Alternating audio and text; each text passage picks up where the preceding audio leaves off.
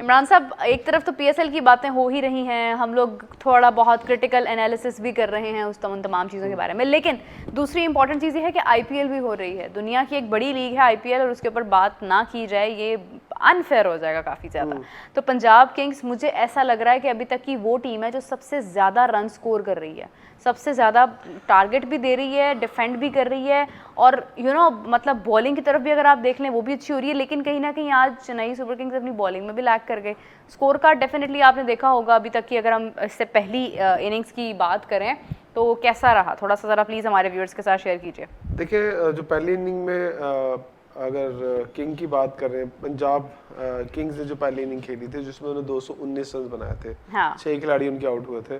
जो पहले ही उनके बैटर थे आर्या, हाँ, उन्होंने 103 रन की इनिंग खेली सिर्फ 42 बॉल्स पे। अच्छा, अब मुझे यहाँ ना एकदम से बात याद आ जाती है कि हसन नवाज ने किए थे 40 बॉलों पे, लेकिन ये वो नहीं है लोग जो कभी कभी रन्स करते हैं। ये वो प्लेयर हैं जो अपनी टीम के लिए मुसलसल रन्स करते हैं और टीम के लिए कुछ ना कुछ करते हैं। अच्छा, इनके 103 के बाद आप देखें, अच्छा फिर 245 का स्ट्राइक रेट। हाँ, वो देखिए 42 बॉलों पर किया तो 250 के करीब का स्ट्राइक रेट है। तो जो कहते हैं ना इम्पैक्ट क्रिकेट क्या होती है, पावर हिटिंग क्या होती है और तेज खेलना क्या होता है। 9 छक्के हैं। अच्छा, एक तो 9 छक्के और 7 चौके। सबसे इंपॉर्टेंट पता क्या चीज है, उनके सामने प्लेयर आउट होते गए। हाँ, आप देखें, खड़े रहे वो अय्यर आउट हुए, 9 रन बनाए, ठीक है। उसके बाद स्टोनियस आए, 4 रन बनाए, वो भी डबल फिगर में ही नहीं गए। फिर उसके बाद एक सिमरन सिंह भी आउट हुए हैं, डाकुआ उन्हें। फिर मैक्सवेल आए, बड़े प्लेयर, हाँ। वो भी आउट हो गए। पर क्या कमाल का बंदा था कि सामने वाले आउट होते गए और वो फेंटा लगाता निहाल वधेरा। वरना अगर आपके सामने वाला प्लेयर आउट होता जाए तो आप इस तरह रन नहीं करते। देखिए, पहली विकेट गिरी 17 पे, हाँ। दूसरी 32 पे, फिर 54 पे, फिर 81 पे और फिर 83 पे। लेकिन ये सारे रन किसके हैं? इस अकेले के, इस अकेले के। आर्या उसके बाद शशांक सिंह आए हैं, इन्होंने हाफ सेंचुरी बना ली। बिल्कुल, इन्होंने 50 की 36 बॉलों के ऊपर। हाँ, इनके भी 144 का स्ट्राइक रेट। फिर नीचे आए मार्को ने आकर नीचे जो इनिंग खेली वो बनती भी थी, क्योंकि जब आपके पास ऊपर रन्स अच्छे हो ना तो फिर आप नीचे आके मार धाड़ कर भी लें तो फिर आप नीचे आके खुला खेलते। अच्छा, अब यहाँ पर अगर ओपनर ही आउट हो जाते हैं जिन्होंने 103 रन की इनिंग खेली है, तो मुझे बताएं कि पीछे बचता क्या पंजाब के पास। आपने कहा ना बड़ी तेजी से रन्स कर रहे थे। सो एक बंदा कहीं ना कहीं कुछ ना कुछ करता है। तो फिर अगर एक दिलेरी कर रहा हो ना, 1 2 3 4 5 आउट हुए, जैसे पाकिस्तान टीम के न्यूजीलैंड के खिलाफ आउट होते थे तो नीचे से कोई कख नहीं करता था। लेकिन यहाँ देखें, वहां चल गया, वहां ये 2 प्लेयर चले और इन दोनों ने भी कंट्रीब्यूट किया। ऑलमोस्ट 86 रन इनके कंट्रीब्यूट हो गए और उसके बाद 103, ऑलमोस्ट 200 के करीब ये रन हुए। फिर किसी 4, किसी के 9, फिर 9, तो ये कुल मिला के 219 रन बन गए। लेकिन मजे की बात ना, टीम फिर पूरी नहीं आउट हुई। हाँ, ऑल आउट नहीं कर सके और आउट नहीं कर सके उसको। लेकिन बॉलिंग में आप फिगर्स पढ़ लें जरा सारी। अच्छा, खलील इनका बड़ा अच्छा बॉलर है, बड़ा स्मार्ट बॉलर है, अच्छी एडिशन है और 2 विकेट्स इन्होंने निकाली हैं, लेकिन 11 की इकोनॉमी के साथ। रन उससे भी हुए, हाँ। 10 से ज्यादा की एवरेज से उन्हें रन हुए हैं। फिर उसके बाद चौधरी आए, उनको मतलब 1 विकेट उन्होंने निकाली, 1 विकेट ली, उनसे 2 ओवर करवाए, 21 रन हुए। मुझे लगता है कहीं ना कहीं जब एक साइड से रन आपको बैटर पकड़ा ना जा रहा हो तो कैप्टन भी कहीं ना कहीं कंफ्यूज होता है कि यार एक बंदा नहीं पकड़ा जा रहा, बाकी सब आउट हो जा रहे हैं।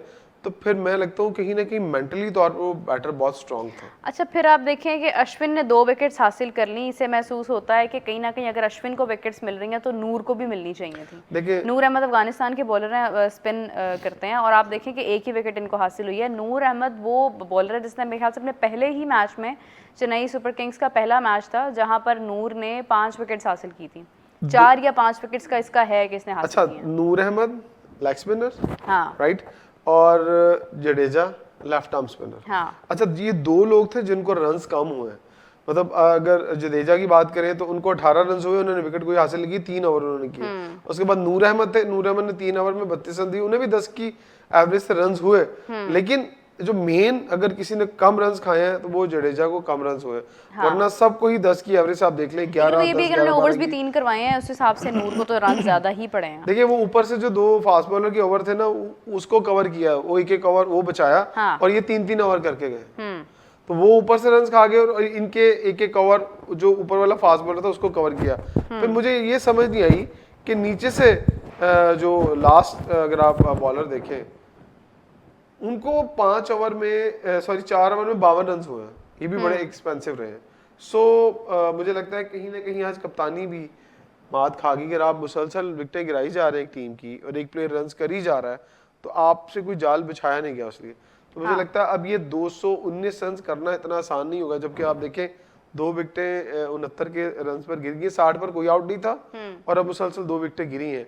तो चेन्नई के लिए अब खतरा बढ़ गया। मुझे नहीं लगता इतनी आसानी से चेन्नई सुपर किंग ये मैच जीत पर अब पाएगी। देखिए पथिराना भी कोई विकेट हासिल नहीं कर पाए हैं। अब उसके बाद जब हम लोग बात करते हैं चेन्नई सुपर किंग्स की बैटिंग की, तो उसमें रचिन रविंद्र बड़े स्ट्रॉन्ग, बड़े टेक्निकल ओपनर हैं, और उसके साथ साथ अगर हम देखें कि उनके किस तरह से कंसिस्टेंटली वो भी ट्राई कर रहे हैं, बल्कि जिस मैच में वो अच्छे रन्स करते हैं वो मैच के काफ़ी हद तक चांसेस होते हैं कि वो मैच जीत जाता है। लेकिन 36 रन्स बना पाए 23 बॉल्स के ऊपर, उन्हें जिसमें आउट छक्का एक भी नहीं लगा पाया। Glenn Maxwell. अच्छा, मैक्सवेल ने आउट किया, वो स्पिनर है। हाँ। अब आपको ये अंदाजा हो गया होगा कि आज के स्पिन मैच को भी में फायदा हो रहा है। जो पिच है वो स्पिनिंग ट्रैक है और स्पिनर्स को कम रन हुए और फास्ट बॉलर को ज्यादा रन हुए हैं यहाँ पर। अच्छा, मैं एक और चीज़ ऐड करना चाहूँगी कि ये प्रियांश आर्या जिन्होंने आज सेंचुरी बनाई है, ये बेसिकली लेफ्ट हैंड प्लेयर है।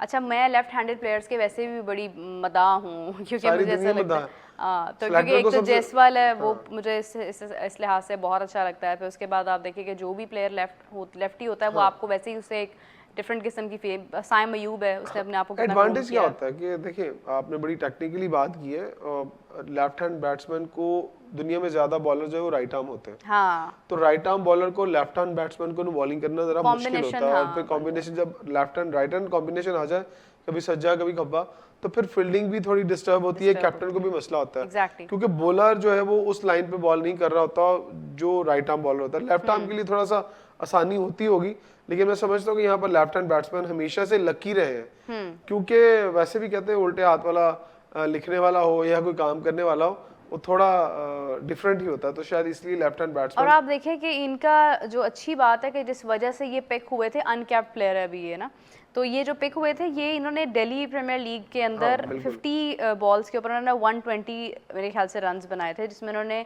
6 छक्के मारे थे एक ओवर के अंदर। पूरा एक ओवर इनका पूरे सिक्सेस वाला ओवर था, और आप देखिए कि इस वजह से ये एकदम हाईलाइट हुआ और उसके बाद उन्होंने पिक किया। But we actually talk about अभी के मैच हमने डिस्कस किया, पंजाबी है ना, तो पंजाब के लेकिन इमरान देखें एक्चुअली जो बात the point which needs to be discussed is that कि उनका डोमेस्टिक स्ट्रॉन्ग है। डोमेस्टिक की तरफ से अगर आप देखें जब आपकी डोमेस्टिक की जो लीग्स होती हैं, हमने कितने ही प्लेयर्स का जिक्र किया है कि वो फ़लाँ जगह पर बहुत अच्छा इम्पैक्ट उनका नज़र आया, फ़लाँ जगह बड़ा अच्छा है, हमारी रीजन्स डिस्टर्ब, हमारा डोमेस्टिक डिस्टर्ब, हमारी फर्स्ट क्लास डिस्टर्ब, उसमें सिफारिशें, हमारा चैम्पियंस कप स्टैंड हुआ वो खड़ा ही नहीं हुआ, अभी उससे पहले ही डूब गया। तो मतलब वो तमाम चीज़ें देखने के बाद हमें ये फील होता है कि जब हमारा डोमेस्टिक इतना वीक है तो आईपीएल में हम क्या इंटरेस्ट पैदा कर पाएंगे। And on the other hand अगर आप इंडिया को देखते हैं, आईपीएल की आप बात करते हैं, अब राणा साहब कर रहे थे ना आज डिस्कस के आईपीएल जो है वो काफ़ी उसमें शिफाफियत नहीं है, उसमें बड़ा काफ़ी चीज़ें हैं, झोल हैं, फिक्सिंग है, ये है वो है, वो काफ़ी ऐसी बातें डिस्कस कर रहे थे। लेकिन मैंने उन्हें आज एक बात पर पॉइंट आउट किया कि आईपीएल के अंदर अगर आपको लगता है शिफाफियत नहीं है, तो आपके तो डोमेस्टिक में शिफाफियत नहीं है। तो जब आपका डोमेस्टिक ठीक नहीं है तो पीएसएल ठीक भी हो जाए, उससे फ़र्क क्या पड़ता है? देखिए, अगर शफाफियत की बात करेंगे ना, तो अगर इस पे इन्वेस्टिगेट किया जाए तो आपके रीजन्स में इतनी करप्शन निकल आएगी।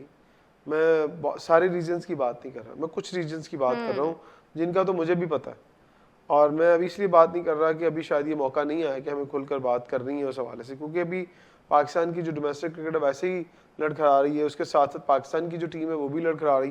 तो मुझे लगता है कि कहीं ना कहीं हमें अब पूरे सिस्टम को नए सिरे से बनाना पड़ेगा। ये कहने के लिए आसान भी लगता है और मुश्किल भी लगता है, लेकिन मुझे लगता है कि ये स्टेप जो भी लेगा वो पहले ज़्यादा क्रिटिसाइज होगा, क्योंकि टीम अब तो हार रही है लेकिन उसके बाद ज़्यादा हारेगी। लेकिन हमें ये नर्सरी के लेवल से शुरू करना पड़ेगा, स्कूल लेवल से। स्कूल लेवल की क्रिकेट नहीं है। और माजरत के साथ अभी रिसेंटली पाकिस्तान क्रिकेट बोर्ड ने एक डिसीजन लिया है कि 11 अप्रैल से एक पोर्टल खुलने जा रहा है जिसके ऊपर स्कूल के प्लेयर्स को रजिस्टर करवाया जाएगा और वहां पर उनको फैसिलिटेट भी किया जाएगा। लेकिन मैं फिर यही कहूंगा कि क्लब्स फैसिलिटेट हो गए हैं जब ये स्कूल्स की तरफ चल पड़े हैं। फिर आप क्यों रोना रोते हैं कि आईपीएल इतनी बड़ी लीग बन गई? भाई उन्होंने अपनी वैल्यू बनाई, उन्होंने प्लेयर प्रोड्यूस किए, वो प्लेयर आकर परफॉर्म भी करते हैं, तो फिर उन प्लेयर्स के नाम के वो पैसे भी इकट्ठे करते हैं। देखिए प्लेयर डेवलपमेंट के प्रोग्राम्स तो ये लाहौर कलंदर्स वाले भी करवाते हैं, पूरा साल इनके ट्रायल्स चलते हैं। इसके अलावा कौन करता है? इसके अलावा कोई नहीं करता। तो अच्छा, लेकिन एटलीस्ट देखिए लाहौर कलंदर्स तो करता रहा है ना, ये आगे क्या होता है वो मुझे नहीं पता है, मगर आप देखें कि ट्रायल्स तो पूरा साल चलते हैं और इसके अंदर प्लेयर्स जाते भी हैं अगर वो उनकी किस्मत अच्छी हो या उनकी टेक्निक अच्छी है। किस्मत नहीं, खैर टेक्निक के ऊपर सिलेक्शन होती है। लेकिन मैंने बहुत बार देखा है, मेरे पास एक बहुत क्लियर और बहुत बड़ी एग्जाम्पल है, शाहिद आफरीदी साहब के भतीजे हैं समी आफरीदी, वो मेरे ख्याल से शायद दूसरी बार ट्रायल दे चुके हैं और अभी तक वो सिलेक्ट नहीं हुए हैं, जबकि उसमें टैलेंट भी पूरा है, वो परफॉर्मेंस भी बहुत अच्छी देता है, वो बैटिंग बहुत अच्छी करता है। मेरे ख्याल से ये लाहौर कलंदर्स में ट्रायल दिया, इस बार तो वो सिलेक्ट नहीं हुए। अब ट्रायल देके देखें, आकिब जावेद साहब नहीं है, वो सिलेक्ट हो जाएंगे। आपको क्या लगता है कि आकिब जावेद साहब की के होते हुए क्यों सिलेक्ट नहीं हो रहे थे? देखिए आकिब जावेद साहब जिस शख्स पे एक दफा क्रॉस लगा देना, वो शख्स कभी भी लाहौर कलंदर की टीम में नहीं, जितना मर्जी बड़ा टैलेंट है। कि समी के साथ उनका कि समी का किसी के साथ अभी फिलहाल जो मेरी उनसे जब मैंने उनका इंटरव्यू किया था मुझे ये मालूम पड़ा था कि उनका किसी के साथ कोई इशू नहीं है। इशू नहीं है। देखिए अगर और अभी तो उन्होंने कदम रखा है क्रिकेट में। देखिए उनके पीछे नाम है शाहिद खान आफरीदी का। हाँ ठीक है, अब ये जो एक दूसरे की के साथ टसल है ना, ये बहुत मतलब मैंने आपको लगता है कि जिसकी टसल किसी फॉर्मर प्लेयर के साथ है वो उसके मैं आकिब जावेद को जाके कह दूंगा ना, या किसी तरह से फोन आ जाएगा कि यार आकिब इसको देख लेना, ये प्लेयर अच्छा है। हाँ। तो आकिब जावेद सब चिढ़ जाएंगे।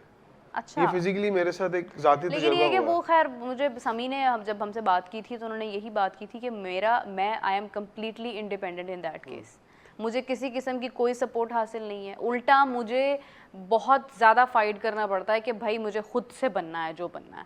तो वो तो खैर अभी चल रहा है, हो सकता है आने वाले वक्त में हम उनको देखें भी किसी बड़े मुकाम पर, बल्कि हमारी दुआएं भी उनके साथ है। लेकिन अच्छा, फिर आपने अभी जिक्र किया कि लाहौर कलंदर्स के अलावा कौन करवा रहा है। If I am not wrong, Multan Sultans भी ये चीज़ जो है वो मैनेज करें, ग्रेड 2 तक तो वो करवा रहे हैं, वुमेन्स क्रिकेट के अंदर भी वो काफ़ी हद तक काम कर रहे हैं। देखिए लाहौर कलंदर अगर कुछ कर रहा है प्लेयर डेवलपमेंट के ऊपर, वो हर साल एक इंटरनल टूर्नामेंट भी करवाता है। हाँ, मुल्तान सुल्तान का मैंने अभी इंटरनल टूर्नामेंट, मैंने एक्टिविटीज जरूर देखी है सोशल मीडिया के ऊपर कि वो वुमेन्स टीम के ऊपर इन्वेस्ट कर रहे हैं, हो सकता है उन्होंने एक क्लब भी बनाया हो लड़कों का, बट उस तरह से क्या वो पार्टिसिपेट करते हैं किसी कोई इस तरह का इंटरनल टूर्नामेंट करवाते हैं? अगर करवाते भी होंगे तो बहुत छोटी सतह के ऊपर, वो नजर नहीं आता सोशल मीडिया के अंदर। अगर वाकई अली तरीन साहब को कुछ इन्वेस्ट करना है और पाकिस्तान की क्रिकेट के लिए कुछ करना है, वैसे मैं आपको मजे की बात बताऊं, मुझे आने वाले चेयरमैन लग रहे हैं वो अली तरीन साहब। फ्यूचर में वो क्रिकेट जरूर उनका हाथ पड़ा ना तो पाकिस्तान क्रिकेट बोर्ड के वो यंगेस्ट दुनिया के क्रिकेट बोर्ड के चेयरमैन बन जाएंगे। देखिए उन्होंने तो अपनी लिस्ट में उन्होंने एक प्लेयर का नाम लिया भी है कि वो कह रहे हैं कि शोएब अख्तर का रिकॉर्ड तोड़ेगा ये। देखिए ये बहुत अर्ली है ये बातें करना, उम्मीद है ना उनको। वो देखिए वो वाहिद ऐसा ओनर है फ्रेंचाइज का जो खुद मैदान में मौजूद हैं, जो खुद खेल रहे हैं उनके साथ, जो खुद इंटरेस्ट ले रहे हैं और उनको क्रिकेट में इंटरेस्ट भी है, उनको क्रिकेट के बारे में इंफॉर्मेशन भी है। And the most important thing Imran which I liked is that कि वो ओपनली बात कर रहे हैं, अभी से नहीं, वो PSL के होने से बहुत देर पहले से बात कर रहे हैं और वो वाकई में ठीक चीज़ें पॉइंट आउट कर रहे हैं। देखिए जो PSL के हवाले से उन्होंने बातें की हैं, मैं पिछले प्रोग्राम में भी कहा कि वो मुझे उनकी बातें इस हद तक तो ठीक लगती हैं वो जो बातें कर रहे हैं, लेकिन जिस प्लेयर के बारे में, शाहिद के बारे में आप बात कर रहे थे कि वो प्लेयर, हाँ आई होप कि, और मेरी उम्मीद भी है, मैं उम्मीद करता हूँ कि वो शख्स जो प्लेयर है वो आगे वो जो कहते हैं वो करे, लेकिन हमें पहले से ये बातें नहीं करनी चाहिए। अब वो बात उस प्लेयर के दिमाग में भी बैठ गई है। हम पहले से बच्चों को हीरो बना देते हैं वक्त से पहले, फिर वो मेहनत करना छोड़ देते हैं। पंजाब किंग्स और चेन्नई सुपर किंग्स के ज़रा हम हेड टू हेड निकालते हैं कि इनकी बेसिकली कितनी विन हैं अभी तक। आपको पता है ये 18वां सीज़न है IPL का। IPL एडल्ट हो चुका है, 18 साल का हो चुका है और इसी के साथ मैच्योर हो चुका है, मुकम्मल ID कार्ड बनने वाला IPL का। 30 मैचेस खेले हैं इन्होंने और जिसमें से PSL का 10वां एडिशन है, मतलब हाफ PSL अभी मतलब अपनी जो है वो, हाँ खैर 16 मैचेस विन किए हैं चेन्नई सुपर किंग्स ने, 14 विन किए हैं पंजाब किंग्स ने। सो बेसिकली 2 मैचेस ऊपर है, क्लोज है, मार्जिन बड़ा क्लोज है। और हाईएस्ट स्कोर भी चेन्नई सुपर किंग्स का ज़्यादा हुआ है अभी तक 240 का और पंजाब किंग्स का 231 का, और उसके बाद चेन्नई सुपर किंग्स का जो लोएस्ट स्कोर था वो भी 120 था और 92 का था पंजाब किंग्स का। तो हम लोग कह सकते हैं कि ओवरऑल रिजल्ट्स के एतबार से भी चेन्नई सुपर किंग्स जो है वो काफ़ी हद तक लेकिन अगर इनकी ओवरऑल पोजीशन देखें इस टूर्नामेंट के अंदर तो पंजाब की टीम काफ़ी बेहतर खेल रही है, 5वें नंबर पर है और चेन्नई सुपर किंग की मैंने आपको कहा कि वो रन अभी तक के सबसे ज्यादा रन वही नौवें नंबर पर है 4 मैच खेलकर। हाँ और वो 3 मैच खेले अभी, और 3 मैच खेलकर 4 पॉइंट है उनके, और वो 5वें नंबर पर है। और नीचे 6ठे नंबर पर आप देख लें केकेआर है, और लास्ट टूर्नामेंट उनका अच्छा नहीं रहा था, लेकिन अब आरसीबी किस नंबर पर है? आरसीबी का नंबर है 3rd। हाय, मैं कह रही हूँ इस बार आरसीबी आईपीएल जीत जाए ना, यकीन माने मैंने यहाँ पर सेलिब्रेशन करनी है।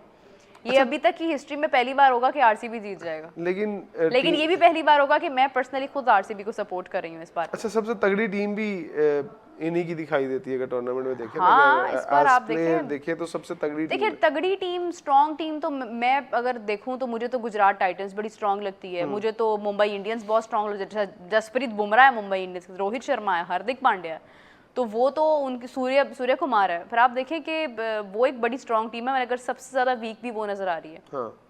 उसकी रीज़न मुझे जो लगती है पर्सनली, वो मुझे ऐसा लगता है कि शायद रोहित शर्मा की कैप्टनसी के बाद वो टीम गिरी है सडनली।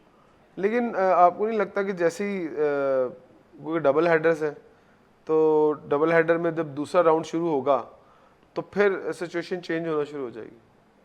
हो सकता है, क्योंकि लास्ट टूर्नामेंट मैंने देखा था उसमें सडनली चीजें चेंज हुई थी, और बहुत सारी चीजें हमेशा आईपीएल में चेंज होती हैं।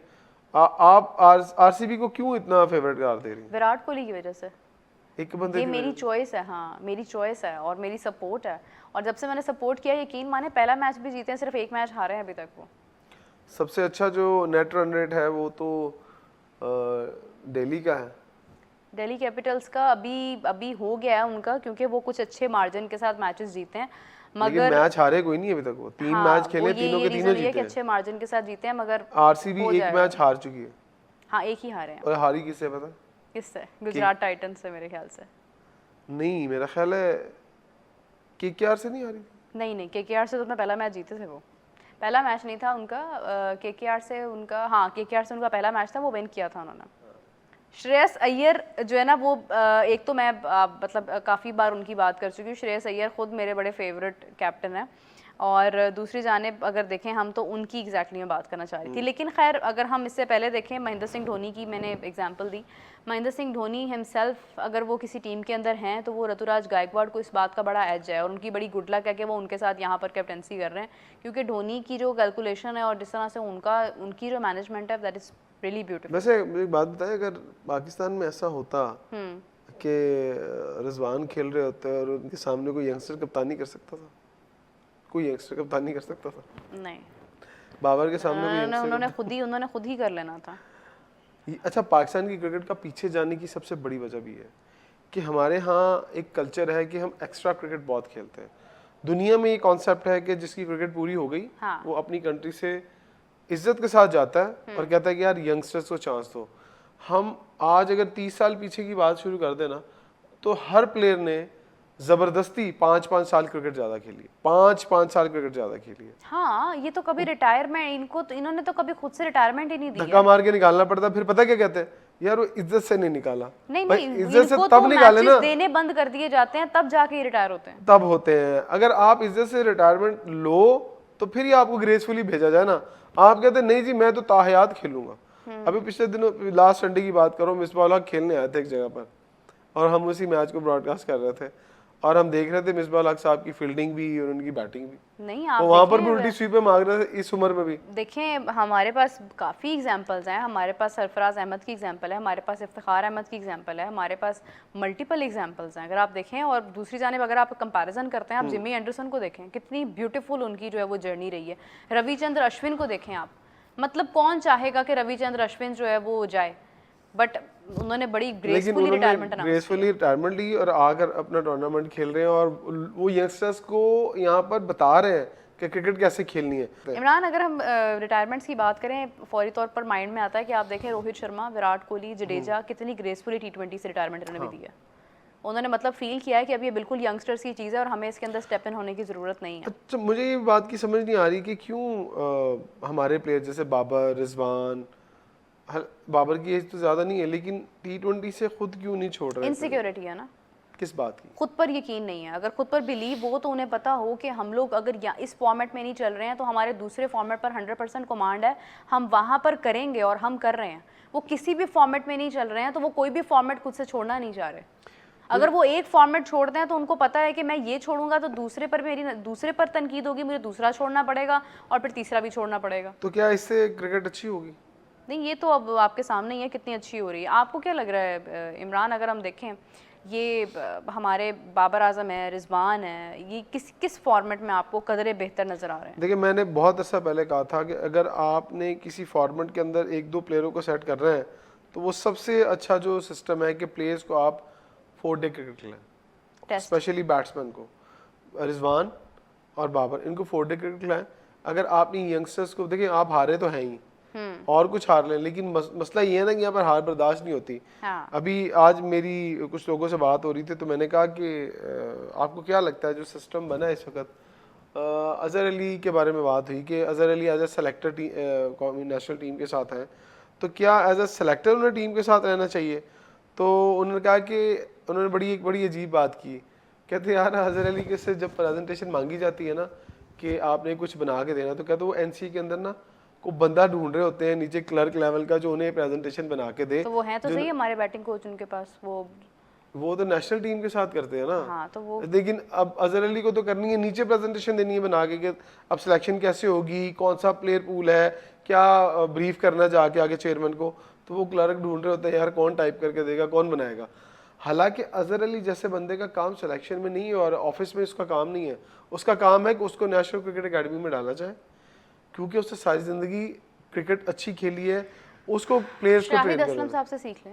असल में अर्शदीप ने बहुत प्रेशर बिल्ड किया था, ऑलरेडी उन्होंने प्रेशर बिल्ड कर दिया था, उसके बाद जो भी आ जाता उसको विकेट मिल ही जानी अच्छा, थी। अब यहाँ बड़ा ड्राई ओवर करवा के गए। अच्छा, बड़ा स्मार्टली खेले पंजाब के कप्तान कैसे। हाँ।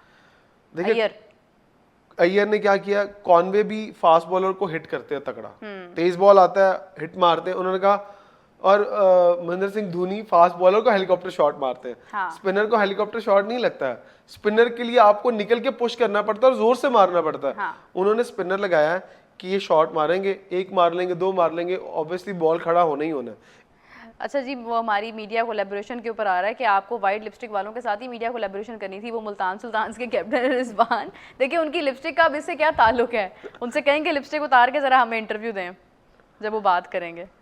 सनी राना कह रहे हैं Shaheen, Rizwan, Babar performed in beginning. Now they couldn't sustain as coaches are themselves indisciplined and negative talks about talks instability around destroy one's mind. Now Pakistan should save Akif, Ihsanullah, Agha. लक्ष्य ये भी हमारे बहुत regular viewer हैं, ये भी यही बात कर रहे हैं। अब मुझे बताएं कि अब अगर फर्ज करें शाहीन परफॉर्म कर जाते हैं, हाँ, रिजवान परफॉर्म कर जाते हैं, बाबर परफॉर्म कर जाते हैं, T20 की बात कर रहा हूँ मैं, हाँ, तो क्या शाहीन और बाबर और रिजवान को T20 में वापस लिया जाएगा? देखें वो जिस तरह का माइंडसेट है ना, यहाँ पर तो कोई अगर अपनी एड में अच्छा परफॉर्म करता है तो उसको वापस ले लिया जाता है। तो आईपीएल तो पीएसएल तो फिर एक जो है वो पूरा प्लेटफॉर्म है। ये नहीं कि फिर आपने जो फॉर्मूला आजम खान को ले लिया था, आप देखें पूरा। मुझे आजम खान से याद आया, पूरी है हमारी किसी टीम के अंदर, मैंने नोटिस नहीं किया है, हो नहीं सकता कि वो ना हो, लेकिन वो काफी वैनिश हैं, कोयटा में काफी, मतलब आप समझ लें कि वो नजर उस तरह से नहीं आ रहे हैं, हाईलाइट नहीं हो रहे उस तरह से। मगर ये है कि कभी-कभी सुना आपने छुपे पे रुस्तम, हो सकता है छुपे रुस्तम हो सकता है, बिल्कुल सही बात है। आजम खान बहुत अच्छा प्लेयर है, आजम खान के ऊपर काम नहीं हुआ। आजम खान अगर आप मतलब आप क्या जिंदगी में सिर्फ बैटिंग करना ही समझते नहीं, अगर आप हिट की ये जो अभी ये इतने कैंप्स लगा रहे हैं हिट्टे मारने के लिए, उनको यूटिलाइज किया जा रहा है अब्दुल रज़ाक साहब को, मैं आपको उस हिसाब से उस एतबार से एक बात बता रही हूँ कि आपके पास अगर आप हिटिंग की बात करते हैं, आजम खान टैलेंट बहुत अच्छा है आपके पास, आप ग्रूम नहीं कर पाए उनको, आप उनसे फायदा या काम नहीं ले पाए। कितना ग्रूम करवाना? देखें वो वही बात आ जाती है ना कि फिर आप वो थोड़ा आ जाते हैं वेट मुझे एक बात, वेट इशू की बात ही नहीं, मुझे एक बात बताएं, फील्डिंग किसने करनी होती है? तो ये चीजें सिखानी पड़ती हैं ना, ये कोचेस का यही काम है ना, उन पे काम करें। उनके तो फादर क्रिकेटर है, इतना बड़ा नाम है उनका। क्रिकेट सिखानी नहीं पड़ती, फील्डिंग सिखानी नहीं पड़ती, फील्डिंग करनी पड़ती है। तो फील्डिंग भाग के करनी पड़ती है उनसे। अगर एक अच्छा, मुझे एक बात बताएं, चले अब मैं फिर वो बात ना कीजिएगा कि मैं उनके वेट के ऊपर बात कर रहा हूँ। फर्स्ट करें वो एज ए विकेट कीपर नहीं खेलते, एज ए बैट्समैन खेलते हैं, और वो खड़े होते हैं शॉर्ट मिड विकेट के ऊपर। अब सुने ना, शॉर्ट मिड विकेट के ऊपर खड़े होते हैं और बैट्समैन ऑन ड्राइव खेलता है और इन्हें बाउंड्री तक जाना होता है भाग के, क्या बनेगा? इस टाइम महेंद्र सिंह धोनी क्रीज पे आ गए। मैं बिल्कुल ऐसी मिड विकेट एक्सपेक्ट नहीं करना चाह रही हूँ। अगर फर्ज करें वो थर्ड मैन से उन्हें मिड विकेट भागना पड़े बॉल पकड़ने के लिए, और भाई जब 2 गेंदा नस पे है ना हो तो उन्हें कहना मैं नहीं खेलना। देखिए वो यही बात है कि थोड़ा सा अपने पे काम भी करना पड़ता है, सेल्फ ग्रूमिंग करनी पड़ती है। आपने विकेट कीपिंग देखी, किस तरह की विकेट कीपिंग रही उनकी, उन्होंने कैचेस भी ड्रॉप किए, उन्होंने स्टंप भी छोड़े। चलें, अच्छा जी मैच यहाँ तक पहुंच गया। इस तरह के लोगों की सिफारिशें किया करें। नहीं मैंने सिफारिश किसी की नहीं की है, मैंने तो अपने एक ओपिनियन दिया है कि देखा जाए तो हमारे पास अभी उस लेवल का भी कोई नहीं है ऐसा प्लेयर मिडिल ऑर्डर में जो कम से कम बैटिंग अच्छी कर पाए, हिट मार पाए, हिटमैन हो हमारे पास भी कोई, वो नहीं है। बस यही तो हमारी चॉइस वो तो ग्राउंड के बाहर भी हिट करने लगे थे, बचत हो गई। अच्छा जी, ये विवेक भगत कह रहे हैं मेरा फेवरेट पीएसएल का प्लेयर साइम अयूब है। साइम अयूब ऑल्दो उनकी जो इंजरी के बाद भाई पहले खेलते हुए देखते ले, बैसाखियों पर वैसे तो उनका जो है वो शूट हुआ है और वो मुझे नहीं पता कि क्यों हुआ है, वैसे तो मुकम्मल तौर पर बैसाखियों पर शूट हुआ है। जो पेशावर ज़ल्मी ने जो जारी किया है ना उसके अंदर वो बैसाखियों पर है। आपने नहीं देखा? आपने नहीं देखा उनका? मतलब वो कहेंगे हम, मैं कुछ कहने लगा था फिर नहीं, वैसे वो मुकम्मल तौर पर फिट हैं साइम अयूब। फिट है तो फिर हाँ, पता नहीं वो इन्होंने शायद पहले शूट किया होगा, क्या उसको उन्होंने ड्रामेटाइज किया है या लाइक वो थोड़ा उसमें उन्होंने कहा जख्मी शेर आ रहा है। हाँ, कुछ इंटरेस्ट पैदा किया है शायद। अगर आप देखिए, मैं दिल से दुआ करती हूँ कि साइम अयूब वापस आएँ तो वो मुकम्मल उसी तरह से खेलें जिस तरह से वो मतलब खेल कर गए थे, क्योंकि इंजरी के बाद हमने अच्छा कमबैक नहीं देखा पाकिस्तान में किसी भी खिलाड़ी का। वैसे ये 90s के एरा में क्या वकार यूनुस, वसीम अकरम, ये प्लेयर्स भी इंजर्ड होते थे, शोएब अख्तर इंजर्ड होते थे, तो ये भी क्या अच्छा कमबैक करते थे? अच्छा, ये बड़ा अच्छा सवाल किया आपने। हाँ, जो 90s के प्लेयर्स का दौर आप बात करी ना, तो तब मोबाइल होता था, राइट? अच्छा, ना वाईफाई होता था, अच्छा, ना ही इतने आम बर्गर और पिज्जाज होते थे, ठीक है, राइट? तब होती थी देसी खुराकें। अच्छा, अगर फर्ज करें कोई बच्चा, कोई प्लेयर अनफिट हो भी जाता था ना, हाँ, तो वो जल्दी रिकवर कर लेता था और वो अपनी फिटनेस के ऊपर काम करते थे। ओके। आज अगर कोई प्लेयर अनफिट होता भी है तो आप उसके पीछे उसका डाइट प्लान चेक कर लें कि आप मुझे बताएं कि उस वक्त के जो प्लेयर होते थे उनकी डाइट बड़ी तगड़ी होती थी और वो नेचुरली बड़े फिट होते थे। अब मुझे बताएं आपके जितने प्लेयर आ रहे हैं, कोई एक बंदा भी इंजमाम जैसा फिट, वसीम अकरम जैसा कद काठ, शोएब अख्तर जैसी चौड़ी छाती और इतना वेट लेके भागना, और फास्टेस्ट और एक शेर की तरह धाड़ते हुए आना, और अगर कोई स्मार्ट प्लेयर भी था, चले मिसाल देते हैं, क्या सईद अनवर जैसा कमाल का दिमाग, उस तरह की कलाइयाँ, उस तरह के शॉट्स क्या आज के कहीं नजर आता है? मुदस्सर नजर जैसी सिलेक्शन भी आप उसके भी आ जाए, खिलाड़ियों को एक तरफ कर दें, आप सिलेक्शन 92 के वर्ल्ड कप के अंदर मुदस्सर नजर साहब जो थे वो पाकिस्तान टीम के साथ ट्रैवल किया उन्होंने, ठीक है, और उस वक्त मुझे याद है कि ऐसे भी चेयरमैन थे हमारी क्रिकेट में कि जिन्होंने अपनी गाड़ी में बैठना होता था तो वो ऐसे ऐसे करते हुए जाते थे और वो किसी और की गाड़ी में बैठ जाते थे, उन्हें पता रहता, ड्राइवर भी खड़ा होता था सामने तो उन्हें नजर नहीं आता था, नाम बता, मालूम नहीं पड़ता था, छोड़ नहीं ऐसे क्या करते हो की बात कर। मतलब वो एक मिसाल दी जाती है ना कि पाकिस्तान क्रिकेट में कुछ इस तरह से मजाक में बात कर रही हूँ कि जब बिल्कुल आपकी एक समझ लें कि आपके सब कुछ कर चुके होते हैं ज़िंदगी में तो आपको चेयरमैन बनाने का सोचा रहता है। अच्छा। और जब आप अपनी क्रिकेट मतलब रिटायरमेंट की उम्र होती है उस वक्त आपको कैप्टन अच्छा, बनाया मुझे जाता है। बात कहूं, जिस तरह की आप बात करें ना, हाँ। हमारे पाकिस्तान क्रिकेट बोर्ड को एक खपती बाबे की जरूरत है, गुस्से वाले बाबे की। उससे क्या होगा? उससे क्या होगा? उससे कम से कम ये होगा वो किसी को झाड़ तो पिलाएंगे। आजकल पता क्या करते हैं, वो मेरा बेटा हार गया, कोई बात नहीं बेटा अगली सीरीज में कर लेना। शुजात हुसैन साहब को हार गया बेटा, समझ में नहीं आई बेटा अगली सीरीज में कर लेना। आप क्या कहते हैं, और भाई किसी को पूछो तो सही कि तुम हारी जा रहे हो, और उस कोच को भी पूछ लो जो कहता है नहीं नहीं यही खेलेगा, 5 मैच यही खेलेगा।